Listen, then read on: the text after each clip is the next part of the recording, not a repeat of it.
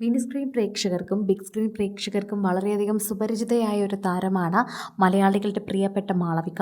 മാളവിക നായർ എന്ന പേര്, അല്ലെങ്കിൽ ഇൻസ്റ്റഗ്രാമിലൂടെ മലയാളികൾക്ക് സുപരിചിതമായ മാളു നായർ എന്ന പേര് തന്നെയാണ് കൂടുതൽ പ്രേക്ഷകരും സുപരിചിതമായി നോക്കുന്നത്.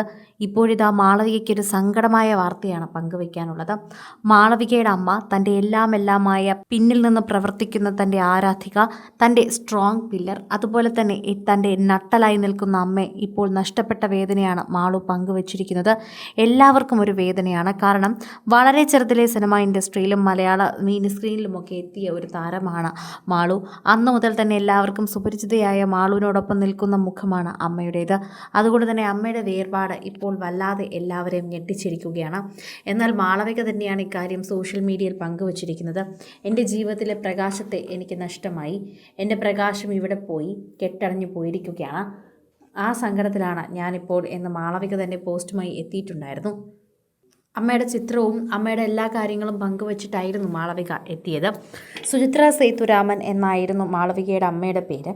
56 വയസ്സായിരുന്നു സുചിത്രയ്ക്ക്. പി ഹരിദാസൻ്റെയും ബേബി ജി നായരുടെയും മകളാണ്. പി ഹരിദാസൻ എന്ന വ്യക്തി, അതായത് സുചിത്രയുടെ ഭർത്താവ്, ജോയിൻറ്റ് ഡെവലപ്മെൻറ്റ് കമ്മീഷണറായിരുന്നു. അതുപോലെ തന്നെ അമ്മ ശ്രീകൃഷ്ണ കോളേജിലെ ടീച്ചറുമായിരുന്നു.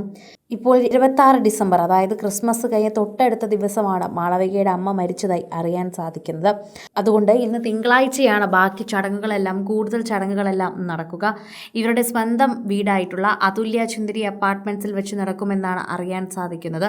അതിനുശേഷം തന്നെ തൃശ്ശൂർ വെച്ചും ബാക്കി ക്രമീകരണങ്ങളെല്ലാം ഉണ്ടാകുമെന്നും, അതുപോലെ പാറമേക്കാവ് ശാന്തിഘട്ടിൽ വെച്ചായിരിക്കും ക്രിമേഷൻ നടക്കുക എന്നും അറിയിക്കാൻ സാധിച്ചിട്ടുണ്ട്.